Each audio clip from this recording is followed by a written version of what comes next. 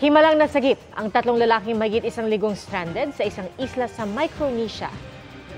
Makita ng US Navy aircraft ang binuo nilang salitang help gamit ang mga pinagdikit-dikit na dahon ng palm tree. Kwento nila, nagkaaberya ang kanilang bangka kaya sila napunta sa isla. Nasa mabuti ng kondisyon ang tatlo. Hindi raw sasali sa tigil pasada ng Manibela at Piston sa Lunes ang 7 transport group na tinaguriang Magnificent 7. Nanindigan naman sa PUV consolidation ng pamahalaan bagamat inamin nilang may ilang transport cooperative na nalugi na dahil anila sa hindi maayos sa pamahala. Nakatutok si Bernadette Reyes.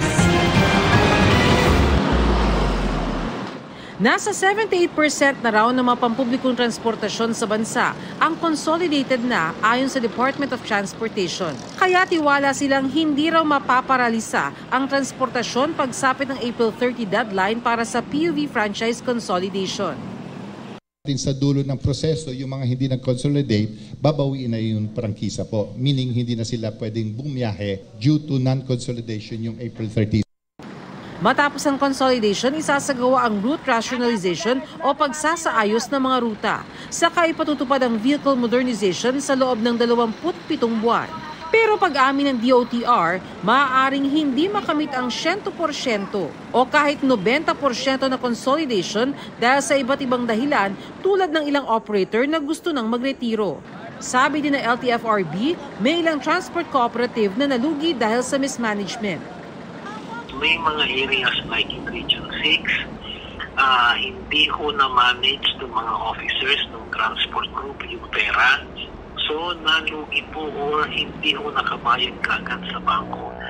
May mga ganun ho, but these are isolated cases. Babala ng LTFRB, masususpindi ng 30 araw ang mga sasama sa tigil pasada. Pero ang Manibela, magtitigil pasada pa rin sa Lunes at Martes. Hindi raw sila tutol sa jeepney modernization pero sa ilang probisyon nito. Ang tinatanggihan po namin, katulad po ng consolidation at pagkuha po ng mga mahal na unit na galing po ng China. Paano ka magkakaroon ng magandang benepisyo kung baon ka sa utang? Isa si Rolando sa mga makikistrike, kaya maaga siyang pumasada ngayon para makaipon. Magiging arawang ka na lang ron. Ito, sarili mong kayod to. Hindi katulad nung pag sumali kang co-op, magiging arawang ka na lang. Pinag-iisipan naman ni Dennis na sumama sa tigil pasada. Hindi pa rin daw malinaw sa kanya kung paano makikinabang sa PUV modernization. Wala naman po kasi akong alam dyan sa sinasabi lang benepisyong buwan eh. Ang tiyak daw na di magta-transport strike ang Magnificent 7 o grupo ng 7 malalaking transport group sa bansa. Katakot-takot na strike na ginawa nila pero wala rin silang nakuha. Walang napala kundi perwisyo sa taong bayan. Hindi ka naman pipilitin mag-modern ka agad eh.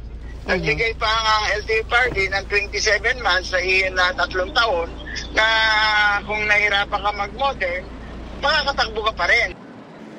Wala rin daw dapat ipag-alala ang mga pasahero. Nakipag-ugnayan na sila sa MMDA para sa rescue buses. Para masiguro ang kaayusan, nakipag-ugnayan na rin sila sa PNP.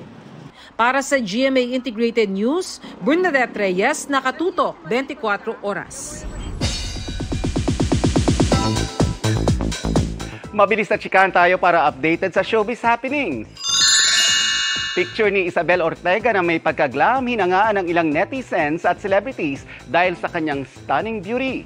Kinilig din ng Isagel nang mag-comment si Miguel Tan Felix.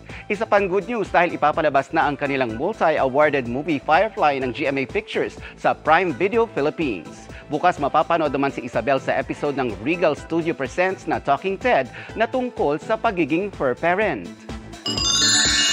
After ng Sparkle Tour Canada, sumabak naman sa drama si kapuso comedian Bubay. Mapapanood siya mamaya sa episode ng Magpakailanman na Taylor Made Success. Gaganap siya bilang ang sikat na Taylor Swift impersonator na si Taylor Shish. Kaya mag-ready ng ma-inspire sa buhay ng beauty queen, ng drag queen. Mga kapuso, patuloy na tumutok sa mga balita. Mag-subscribe sa GMA Integrated News sa YouTube. Sa mga kapuso abroad, samahan niyo kami sa GMA Pinoy TV at www.gmanews.tv.